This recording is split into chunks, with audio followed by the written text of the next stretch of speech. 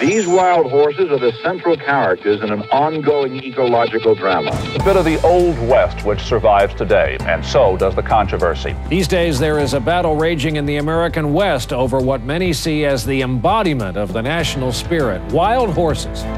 America has been fighting a war over wild horses since 1971, when Congress passed a landmark law protecting animals it called living symbols of the historic and pioneer spirit of the West.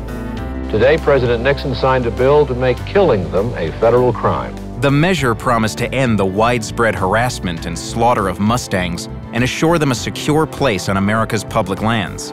But that's not how things turned out. The government says there are too many of those horses, too many by the thousands. I think this whole thing is a train wreck that is, maybe months away from coming off the rails. The 1971 Wild Horse Law made protecting wild horses a national priority. But what's happened to the horses it saved?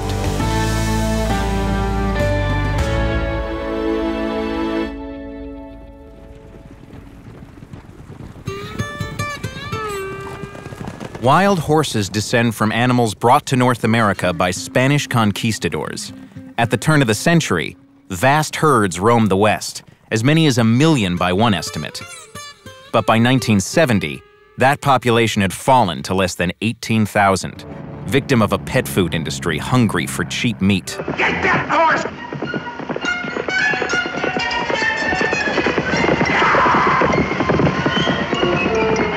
The 1961 movie The Misfits dramatized the brutality of horse roundups, a practice which enraged a growing number of animal lovers.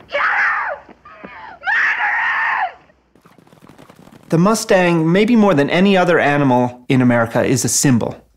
It means freedom. It means defiance.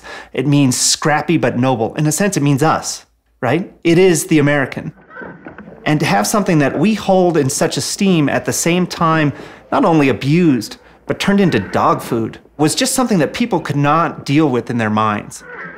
Knowing that animals were being hunted down, slaughtered, butchered, and sold as pet food just really burned me up. Greg Goody was a young boy when he discovered the plight of the Mustang in the pages of an illustrated children's book. Its main character was a tenacious Nevada activist with a catchy nickname. Velma Johnston has fought for the protection of these animals all her life, and she is known as Wild Horse Annie. Wild Horse Annie enlisted school children in a national letter-writing campaign. By some accounts, they flooded Congress that year with a volume of letters second only to mail received about the Vietnam War. But Greg Goody didn't need to write letters. His father, Gilbert Goody, held one of Maryland's seats in the U.S. House of Representatives. I lived with my congressman. I could lobby at the dinner table. I think it probably took a hunger strike. An 11-year-old boy persuaded his father, a congressman, to introduce a bill to protect wild horses and burros on the western plains. Then the boy, Greg Good of Maryland, appeared today to testify. When President Richard Nixon signed the bill into law in December of 1971, it became a federal crime to kill Mustangs on public lands. This largely halted the commercial capture and slaughter of wild horses roaming the West. But it wasn't long before Mustangs were making news again. It may surprise you to hear there's a surplus of wild horses in what was once the Wild West. There has been, according to the Interior Department, a wild horse population explosion. They are reproducing on public lands at a rate estimated from 5 to 20% per year. The rising horse population drew criticism from ranchers paying to graze sheep and cows on public lands. The cattlemen said unchecked Mustangs were damaging the range, eating grass that ought to be feeding domestic stock. You're just getting too many on the range. They're running the cattlemen out of business. As soon as the law passed, there were essentially more horses than the government knew what to do with. There's only a certain amount of grass out there, especially in the West, and most of it's already spoken for. For the last 3 decades, this perceived grass shortage gave rise to a curious yearly ritual. Anywhere on the range the Bureau of Land Management decides horses are too numerous, it sends in the helicopters. Like flying sheepdogs, the aircraft chase bands of horses out of the hills, herding them, coaxing them, scaring them into a funnel-shaped corral. Whether the roundups happen in the heat or in the snow, they follow the same pattern. And they end when cowboys on the ground release what's called a Judas horse, a domestic animal trained to lead its wild disciples into captivity. Watching the drama from the sidelines are contenders in a high plains standoff. If it was just a little bit warmer. Wild horse advocates like filmmaker Ginger Catherines set up their cameras alongside media observers, watching for cruelty to horses. Catherines doesn't want to see helicopters chase Mustangs at all. It doesn't happen very often, but on occasion a horse might come in and might slip on the ice. Sometimes she confronts the BLM directly. We want to go on record as saying that we don't think that this roundup ought to start today. We think it's too dangerous, too cold, and too risky. Helicopter roundups are incredibly stressful on the animals. Foals will sometimes literally have their hooves fall off their feet.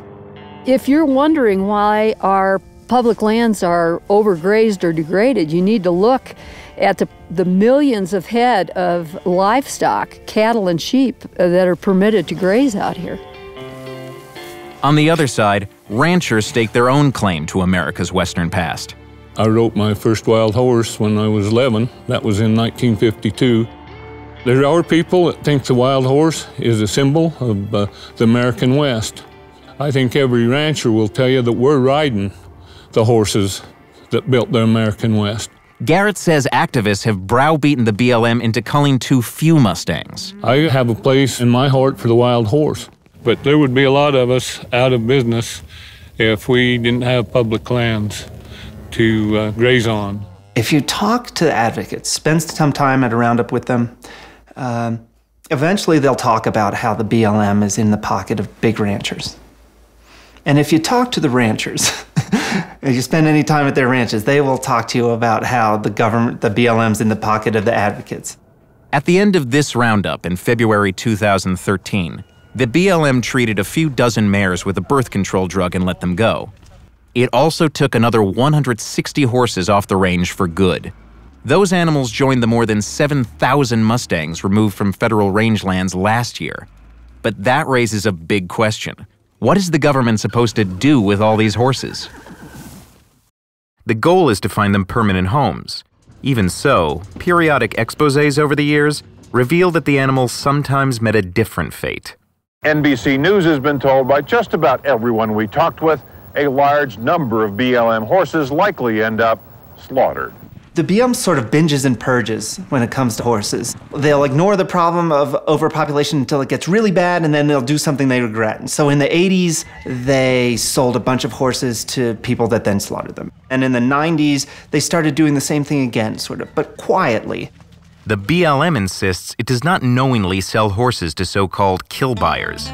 And today, the growing number of horses and fewer adoptions have given rise to what may be the biggest unintended consequence of the 1971 law.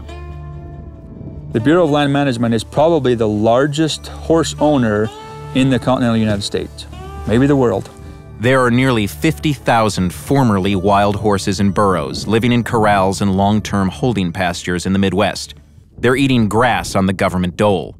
The BLM spends $43 million a year to board these captured animals.